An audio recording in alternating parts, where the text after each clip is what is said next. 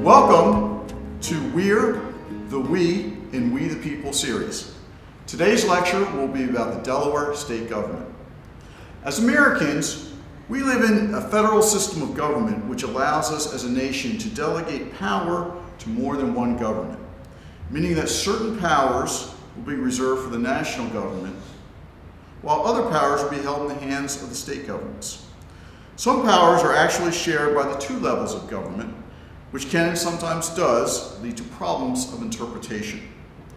Today we are going to focus on the Delaware state government, but it's impossible to discuss the Delaware state government without looking into how the powers are actually divided. The federal or national government has the right to declare and conduct warfare, regulate trade between states and foreign countries, create money, and oversee the postal service. Responsibilities of state governments include regulating trade within the state, overseeing the state education system, creating traffic and motor vehicle laws, and regulating marriage and divorce practices. Areas where the federal and state governments may share certain powers include the creation of laws, taxation, borrowing, operation of the court system, and working to maintain the overall health and welfare of the people. Here in Delaware, we're set up similarly to the federal government in that we operate under a constitutional system. Our current state constitution was written in 1897, though it has been much amended since then. This is actually Delaware's fourth state constitution. Previous ones were created in 1776, 1792, and 1831. Let's take a look at the state of Delaware's government, focusing first on the General Assembly. The Delaware General Assembly is a bicameral legislature made up of the Delaware Senate with 21 members and the Delaware House of Representatives with 41 members. Each member of the House and Senate is elected from single-member districts, all apportioned to approximately the same size population. Strangely enough, the requirement that legislative districts be roughly equal in population did not come about until a U.S. Supreme Court case in the mid-1960s, known as one person, one vote, and that's what resolved it. Before that, legislative districts had been based on geography, not population. Delaware has the third smallest state legislature in the nation. Considered the lawmaking body of the state, the General Assembly controls state finances and has the power to investigate state government agencies. On the first day of each two-year Delaware General Assembly session, the House elects one of its members to serve as Speaker. In the Senate, the Lieutenant Governor serves as the presiding officer, but a President pro tem is elected for the times when the Lieutenant Governor is absent. The President pro tem and the Speaker also function as the chief executive officers of their respective bodies, overseeing committees and staff appointments and the like. Both of these positions are voted upon by the entire body, but they are already selected by their respective majority caucuses before the General Assembly goes into session. Other leadership positions, such as the majority and minority leaders and whips, are elected by each party caucus. Their basic duty is to guide legislation through to either defeat or passage. The five people in these roles are referred to as the leadership. The term that sometimes is taken to include the co-chairs of the Joint Finance Committee. Each house has standing committees consisting of members of both parties. The chairman of each committee is always a member of the majority party.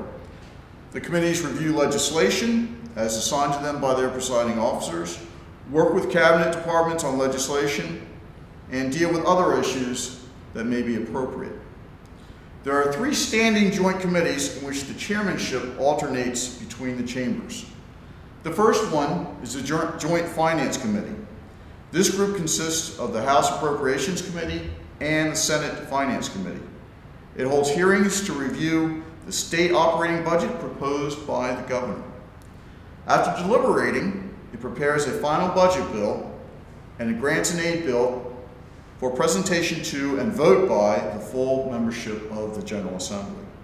The grants and aid bill consists of state grants to fire companies, nonprofit social service organizations, senior centers, and the like. The second committee is the Capital Bond or Bond Bill Committee. Like the Joint Finance Committee, this committee has an equal number of members from both the House and the Senate. They are appointed by the Speaker and the President Pro Tem. It holds hearings on and reviews the capital improvement program proposed by the Governor. After deliberation, the committee prepares the final program for presentation to the full membership of the General Assembly, which then votes on it. The third committee is the Joint Sunset Committee. This consists of the sunset committees of both houses. Its basic function is to provide periodic review of the performance and activities of various state boards, commissions, and other agencies as determined by law, but not including cabinet departments, to determine whether or not it's a genuine need for the agency under review, and if so, to determine if the agency is correctly performing to meet the need.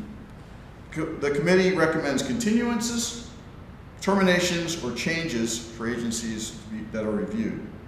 Now, how does a bill actually become a law, which is very important? You generally have the first reading, which takes place in either the House or the Senate. It is referred to one of the standing committees, which considers the legislation, and it may hold hearings on it. The committee reports its finding to the General Assembly, which means it has a second reading. It is placed on the agenda. There is debate and a possible amendment by the House or Senate. That's the third reading. And then you have a vote on the final passage. If it is passed, the bill is sent to the other chamber, where the process is actually repeated. There you have the first and second readings. Again, it is referred to a standing committee. The committee considers it and holds a possible public hearing. Then there is a report of the committee findings to the entire body.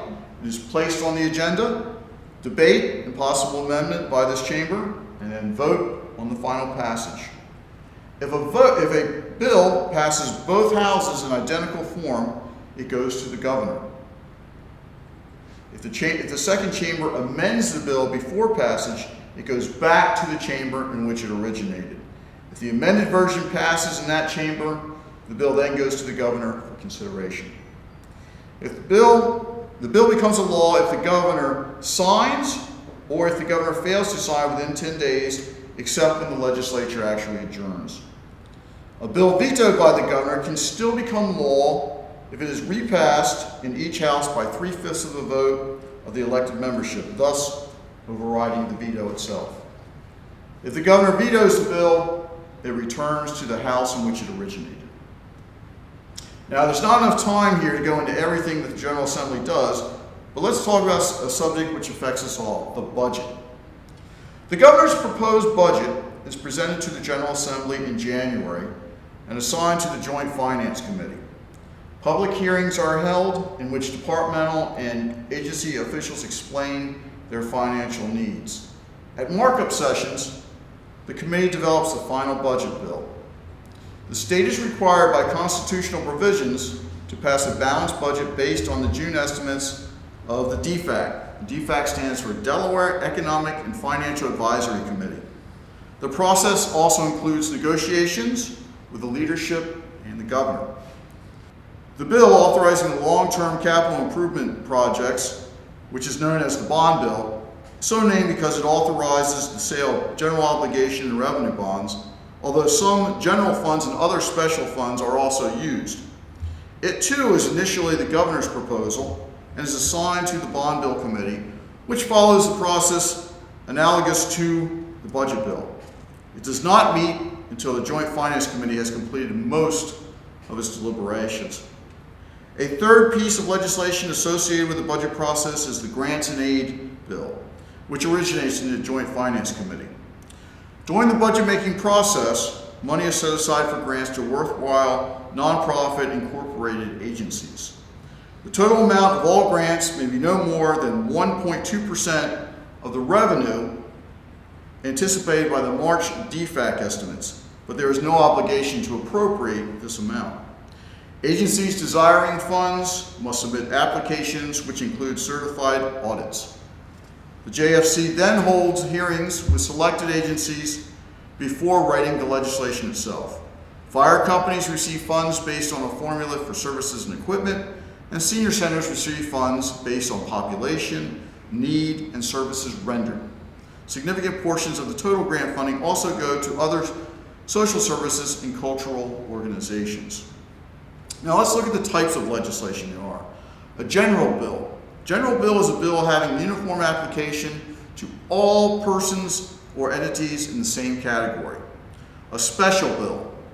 A special bill relates to particular persons or things rather than a whole class. This is used, for example, to cover a pension situation for one person or granting a municipal charter change. Appropriations bill.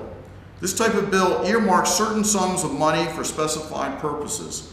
In Delaware, only a bill appropriating money for public purposes may cover more than one subject. A substitute bill. This type of bill is a replacement for a bill with some changes. It is used when adjustments resulting from committee or public hearings or discussions have produced so many changes that it is clearer to rewrite the legislation than to make changes via amendments. It retains the number of the original bill and is referred to, for example, as Senate Substitute number 1 for Senate Bill number 25. An amendment.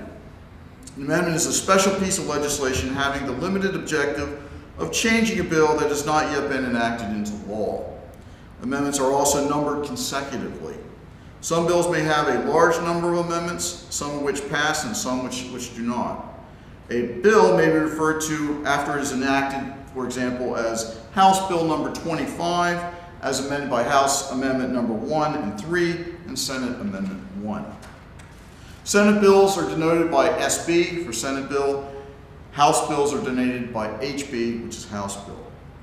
A resolution is a formal expression of opinions or deals with the internal affairs of the General Assembly. Like bills, they are numbered executively. Let's take a look at some of these resolutions. A simple resolution, which is sometimes abbreviated as SR for Senate resolution or HR for House resolution.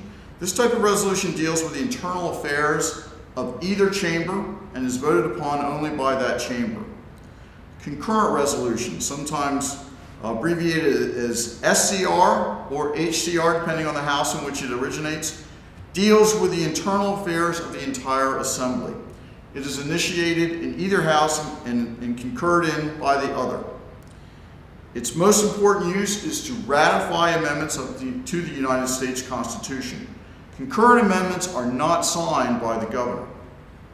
Joint resolutions, sometimes abbreviated as SJR or HJR. These types of resolutions are employed to provide temporary measures and has the force of law during that specific General Assembly. It is initiated in one house and passed by both and signed by the governor. It can be used to set up committees, to study a current problem and recommend solutions. Most bills and resolutions are passed by a simple majority vote of all members elected to each chamber. That would be 11 in the Senate and 21 in the House. There are some notable exceptions. Let's go into that. 3/5 of vote of members of each house can happen if, number one, if you want to override the governor's veto, except if a higher percentage is required for the initial legislation. 3/5 of a vote for each house is required to impose a new tax or license fee or increase one that's already in existence. 3/5 of a vote is needed to appropriate a portion of estimated general fund beyond the 98% of estimated revenue. And lastly, 3/5 of a vote is needed to appropriate from the budget reserve account the so-called rainy day fund. 2/3 of the vote of members in each house is required to 1, expel a member for disorderly conduct, 2, to lay out, open, or alter or maintain roads and highways extending through the 3 counties, 3, to create courts other than constitutional courts, 4, to grant jurisdiction over additional misdemeanors to lower courts, 5, to initiate impeachment proceedings, 6, to enact or amend the general corporation law, 7, to enact any special act of incorporation, and number 8, to amend the state constitution.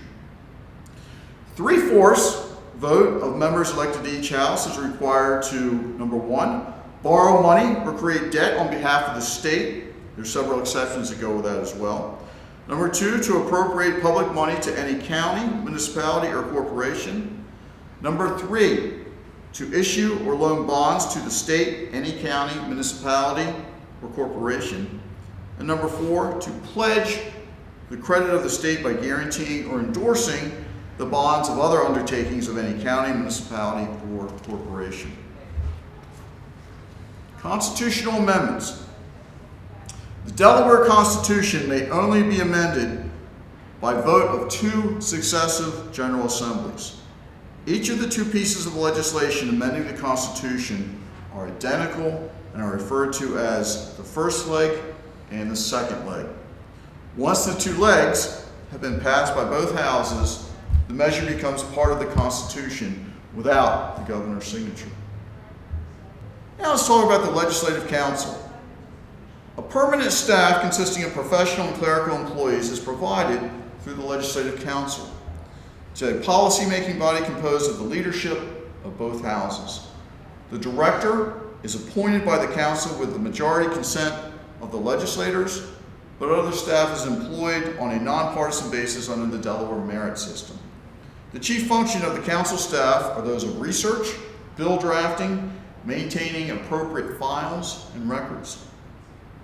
The Office of Comptroller General is an integral part of this council.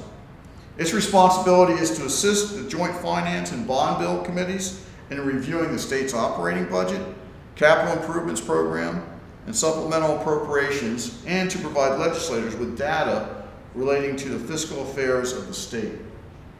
Each house hires its own staff consisting of attorneys, administrative assistants, research personnel, sergeant-at-arms, and secretaries based on party affiliation. The custodians of the bills and those responsible for maintenance of agendas are the Secretary of the Senate and the Chief Clerk of the House, who are not members of either house. The Secretary and the Chief Clerk are each voted on by the entire membership of their respective bodies. In conclusion, I invite you to take the time to find out who your state representative is and who your state senator is. Find out where they stand on the current issues and possibly make a trip to Legislative Hall while the General Assembly is in session and to learn more about the legislative process. Thank you.